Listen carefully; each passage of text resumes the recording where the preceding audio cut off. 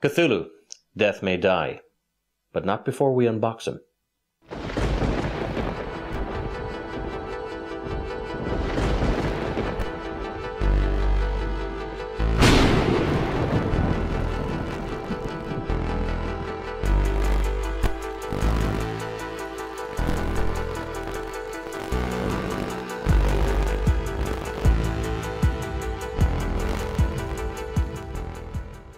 Hello and welcome to The Lucky Roll, an eclectic channel for eclectic games, and today we're going to be unboxing Cthulhu, Death May Die.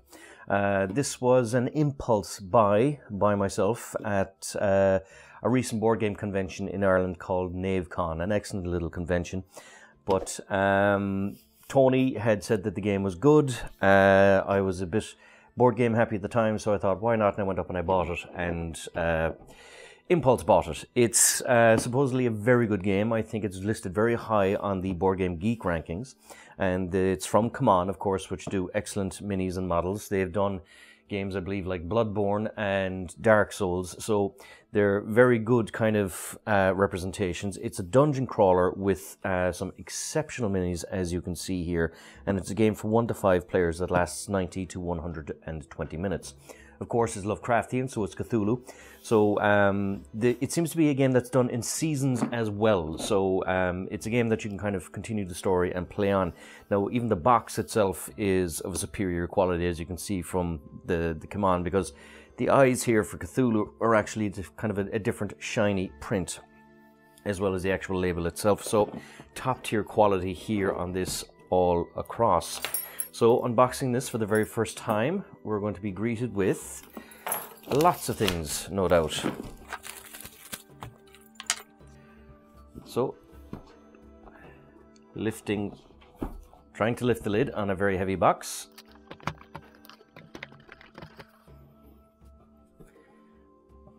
We are greeted with player sheets. So these obviously are the player characters, and already I like Adam because he's shoot first and never ask.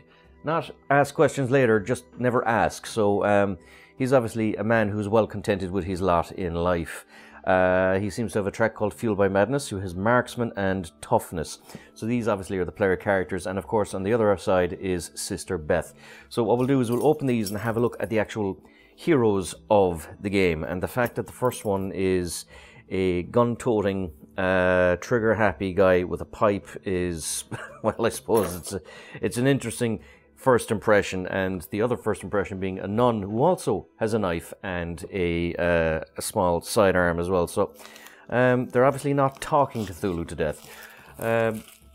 So opening up, this of course is Adam. These are nice kind of plastic quality character sheets as well, so there's a good solid aspect to it. Yep. So yeah, I could kind of tell he was English from the pipe and the shotgun. So he's Lord Adam Benchley, shoot first, never ask, and his signature eye twitch is both word and warning of the roiling thoughts between his calm British demeanour. So yeah. Okay, this is obviously a bit tongue-in-cheek as well. So he relies on a stiff upper lip, stoic resolve, and indulging his psychotic tendencies. Okay, yeah, that already sounds fun. And you go from there to Rasputin, good lord, who is unkillable, has arcane mastery, and is brawling. And his tagline is "Sigh, dead again." So he's obviously immortal because he's living forever. He was captured by a cult after destroying one of the most extensive operations, and the particular band of torture involved gifting him with a cycle of instant good lord. He lives forever. I'm trying to say revivification, but I cannot. So the magic itself is slowly decaying, and he knows that eventually he will die one final time. So he's not actually an immortal character, but nevertheless, quite interesting. We have Elizabeth, heads I win again, best 6 out of 11, love. So she sounds British again with the accent. So you have lucky, you have marksman, and you have stealth. So it's interesting that we have a lucky character, and of course, yep, she's another Brit. So she has a kind of, she gets by in her luck and dreads the day that her luck actually runs out. We have Fatima, Admittedly, old one names are easier to read than say. So again, I'm liking the slight tongue-in-cheek of this. You have to read the omens, the arcane mastery, and the swiftness. So she's obviously kind of a magically based character. She's from Alexandria in Egypt. And while anyone with a working knowledge of the occult may read simple signs in the bones, stars, or tarot, these are but children's books for Fatima Safar. Her ability to connect dozens of minor phenomena into accurate prophecy is unparalleled in modern times. So I'm supposing that if you draw cards that she's able to kind of amend them or check them a little bit. You have Ahmed, what is written. So you've got healing prayer, stealth, and arcane mastery. So he's obviously a very faith-based character, and he's from Turkey, as you can tell from the wee hat. While Ahmed's medical qualifications might not earn him any formal degrees, investigators can rely on his unshakable calm, steady hands, and vast arcane knowledge to stitch cuts, soothe burns, and reattach severed limbs. Good lord.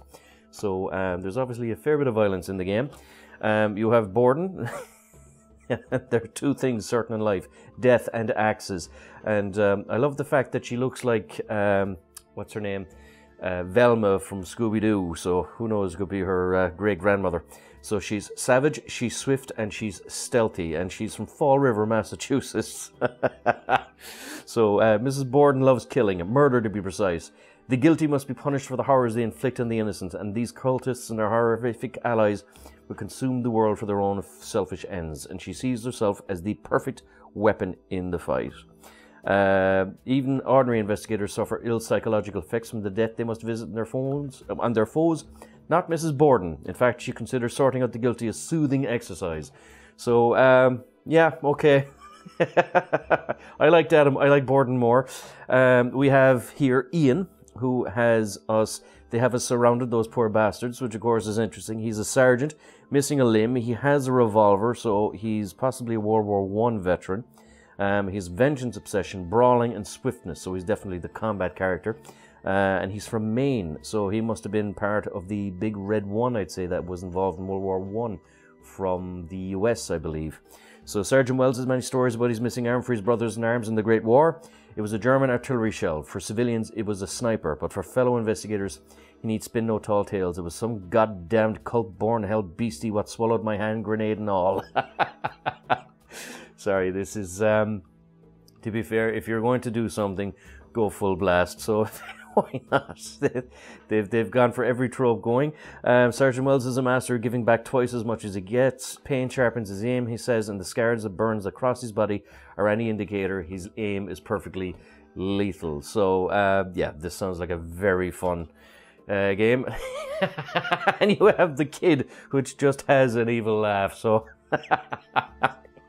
You have gate manipulation, marksman, and a cane marquistry. So the kid is just an unknown and a gleeful cackle. She makes no other sound. She's something of a mystery to investigators, and her knowing gaze and thousand-yard stare speak to potential age far beyond her diminutive stature. She has no apparent need of guardians or guidance in her one-child campaign against the cults and their otherworldly allies. She shows a special affinity for interdimensional gateways, gaining obvious strength and acumen from the proximity. This could hint at a supernatural origin for the kid, but her glee in destroying said gates and the beings they summer speaks to no allegiance. So, yeah, she kind of reminds me a little bit of Tiny Tina from Borderlands, but just the mad cackling laugh. And Morgan, of course, naturally the hero of the whole thing, I'd say. So, yep, he's the protector. He's got swiftness and he's got toughness, and I've got a bad feeling about this. So, a very Indiana Jones-inspired, of course, from Fort Wayne, Indiana. He was a professional animal handler and safari master who had the misfortune of being hired to lead a cult expedition into the heart of the Congo. He had no idea who these weirdos were with their strange tattoos and ways, but he brought them to the ruin as they sought. He then pulled that ruin on their heads when he found what they were up to. Since then, he's done his best to battle their kind across the globe, helping fellow investigators in the secret war to end all wars. So if you don't want to be kind of a sociopathic Brit or a war-mad American or a kind of insane child, you can just be the heroic archetype from Fort Wayne in Indiana and bring some normality to what is obviously a mad game. So you have here Sister Beth. Their lack of faith should disturb them, so she's high-strung, which I can guess, given that she's a knife and a feckin' sawn-off shotgun. She is brawling and she is toughness. So, Yeah, I remember there was nuns like this in Ireland maybe about 50 years ago. And she's from Bogota, Colombia, and their lack of faith should disturb them. So she knows not what God's plan for her may be, except that she'll likely meet him very soon. Afflicted in early age with a nervous nature, young Beth made the rounds through various hospitals and sanatoriums before finding peace and fatalism in the church. Were it not for the insulation her faith provides her psyche, she would not have survived her first encounter with the old ones and their cults.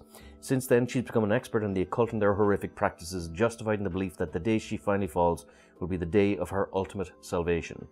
So, on a first impression basis, the characters alone have been great fun. You have here the rulebook for Death May Die. So as you can see, there's a lot of goodies in here. And the rulebook is 19 pages long.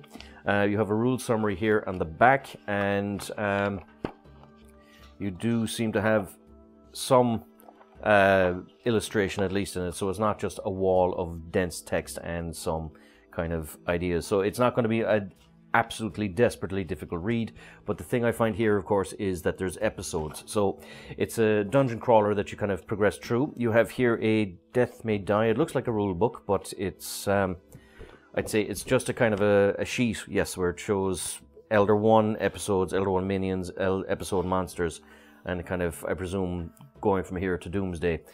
You have here the tokens. So there seems to be 4 token sheets. I'll just open them there.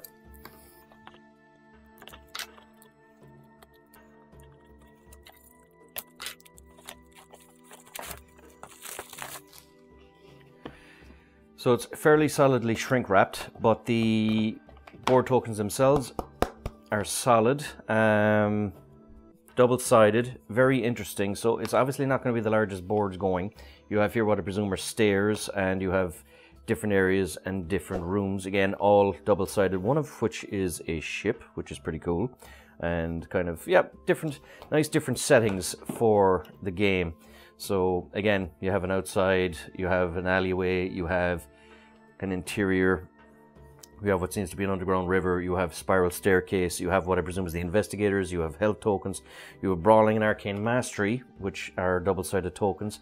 Here on this side you have kind of a red carpet, which is no doubt some sort of lair. You have a prison here, you have a study, you have another kind of really cool hallway, but what I like here is the fact that the shadow of the investigator comes in. So that is good art design, so credit to the art designer for that.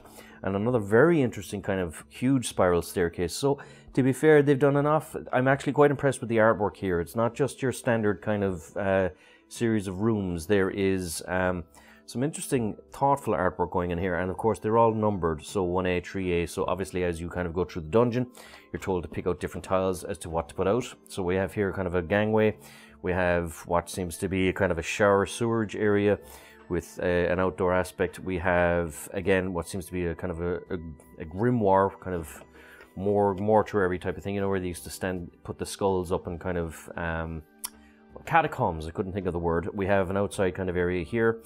We have tokens for swiftness, stealth, marksman, and toughness, both sides. We have another kind of outdoor cave area. We seem to have, again, another weird outdoor area, a few different indoor areas, and kind of castle-type yards, and a marker here, which is double-sided. And on the final cardboard token page, we have a very interesting kind of what looks like to be an alien skeleton. Obviously not, but it's certainly kind of, well, I don't know, is it extraterrestrial, but it's not your normal thing. You have what seems to be a cult sacrifice place. You have different rooms. Again, more different rooms. You have what seems to be an observatory and an actual telescope. We have here tree heart tokens, what could be tunnels or escapes. You have fire, and you have different kind of what I presume are arcane tokens, and the actual board itself. So there's a lot in here. So what we'll do is we'll start with the fellas of the hour, Cthulhu himself. So I presume in this box, which is adorned, oh, it actually tells you what's in it. So you have the Elder One stage cards, Mythos cards, minion cards, Cthulhu himself, the Star Spawn, and Riley by 9. So obviously it helps you in the game setup that everything you need for that particular episode is there. So of course we have here the actual cards. Stage 1, when Cthulhu advances, Star Spawn.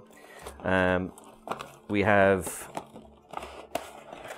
the actual minis and tokens. So just have to take the tokens out here. So these all pop out and are good solid cardboard. And we'll have a look at the actual minis themselves. So they're taped, and we'll zoom in and have a look at Cthulhu. So Cthulhu is excellent detail. I mean, CMON have always had very good detail on their minis, but he's a big boy, lots of nice little detail. There's no, like, if you're any bit skilled at painting, you can kind of do a nice dry brush and that can kind of bring out all this oozy, fested murkiness. So there's a lot to work with here if you're someone who likes painting. But even if you're not someone who's great at painting, there's enough edges on it to kind of catch things like a dry brush or contrast paints, so that you can still do a very good job very quickly. And this is the star spawn. So as you can see, he's got plenty of tentacles coming out. These are not Mickey Mouse kind of standard minis just thrown out. These are quite nice. Yeah, a lovely sculpt, very creepy feel. So again, very good production values from this company. I'm just going to put this back and put him back in his box, which again is very handy. You know what I like about this as well is that if you're taking this to someone else's house to play the game, you can obviously remove and place the boxes back as you need or do not need. This is the other one for Hastur. So actually I'll show the contents before we move on. So you've Hastur himself, 4 Hastur disciples, a yellow sign, mythos cards, Elder One stage cards, and minion cards. So again, we have all the goodies in here. So the disciple mythos cards, the stage cards, the actual tokens, and the figures themselves. So we'll have a quick look here.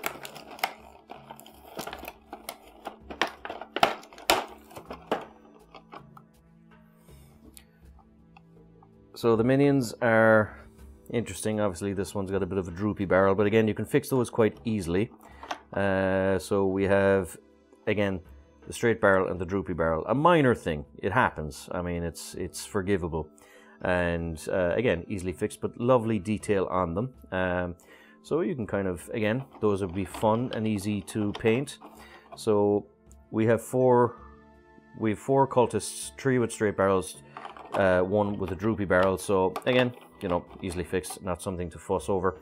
And we've Hathor itself, which is, ugh, I just gotta be honest, it's creepy. What's really cool here is that the smooth surfaces with veins and things like that. So if you're someone who really takes pleasure in kind of going into in-depth painting, there's a lot to work with. Like you have what seems to be a mouth here with tongues coming out of it. All the little plastic aspects are solid, not very bendy. Very sinister, very interesting, very cool looking creature. So again, top marks for the miniature component aspect of it. We have here even more minis. So we have 2 other sets of monsters here, I believe.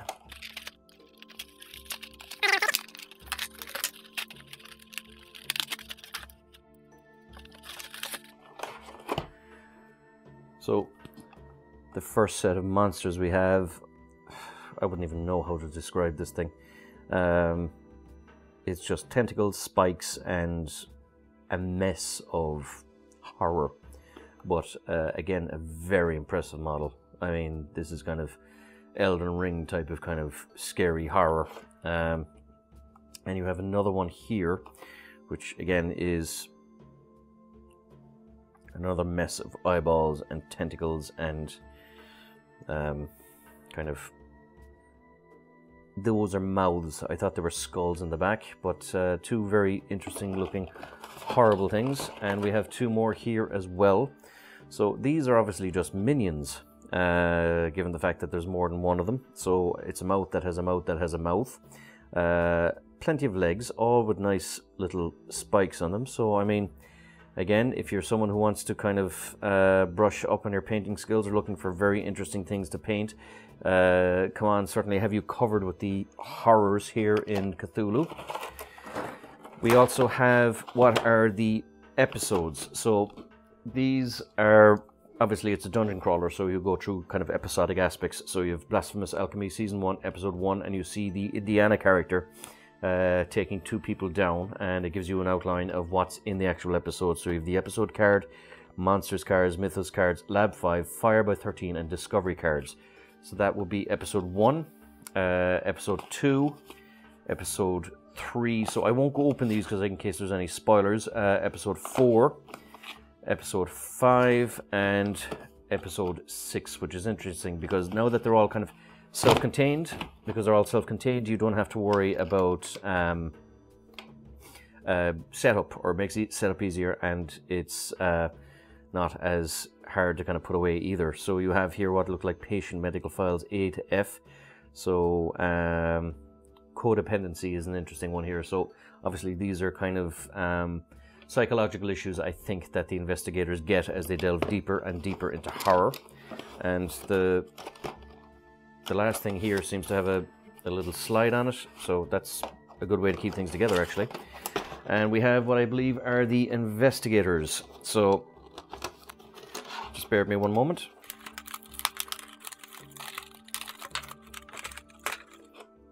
So we have what I believe was Ahmed, the Turk, with some lovely little detail here. He's obviously a medical doctor, so he's got his little briefcase and he's got his pistol. We have, I believe this was the Beth, the seer. This was the lady who was luck based. We have Indiana, the hero here. Again, all lovely detail. Yeah, I have to say, very impressive casting. These are definitely very good models. We have here Adam, the sociopathic Brit. So again, pretty class. It's a pity he doesn't have his pipe, but nevertheless, he's got his pump action shotgun. Looks pretty class. We have here the World War I sergeant. Can't quite remember his name, but again, very reminiscent of the actual character portrait, including the actual missing arm here, which is pinned up, and the sergeant stripes to the side along with the medal. So again, all very good detail. We have here Rasputin with his 2 hands on fire that never dies. We have here the kid, which is interesting, and she is nearly as tall as the other characters, but not quite so diminutive. Again, that's her just cackling. We have here, I can't remember the character name, but it's Velma from Scooby-Doo, or if she was having a really bad day with her axe. Sorry, just kind of a funny character, that one. We have Sister Beth with her shotgun and her knife, and her glasses as well. So again, the very good representations of the characters. And we have the gypsy lady, whose name I can't remember either. But again, really nice representation of all the characters there.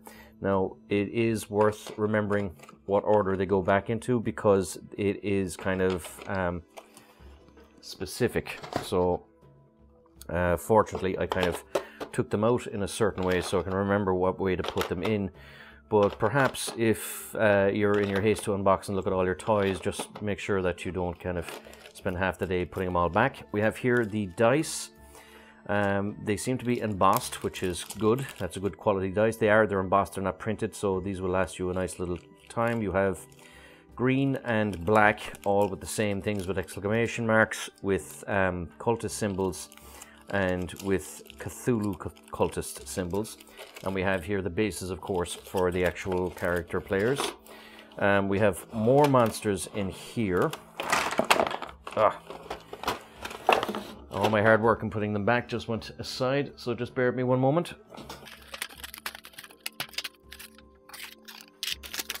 So we have here some other really cool Cthulhu monsters. Again, a kind of a flying monster, cleverly packed with the wings. So it still has the kind of the nice impact with the wings, but just kind of folded over. It does make it a little hard to paint down here, but nevertheless, a really cool, very clever little mini, and a good way to maximize space on the game itself. We have 2 other really creepy minis here. Oh, these are excellent. I mean, this is kind of Resident Evil 4 type creepiness. Like, I mean, this is just beautiful sculpting. No, I have to say I'm quite impressed with that. And we have here, of course, little tentacles, which I'm not sure what they donate in the game, but they could be possible spawn points or breaches in reality. There seems to be 4 colors of them, so it could even be kind of little signifying aspects of madness. We have here a sheet just showing what the minis are, and so the bottom set of minis, of course, would I would presume the cultists.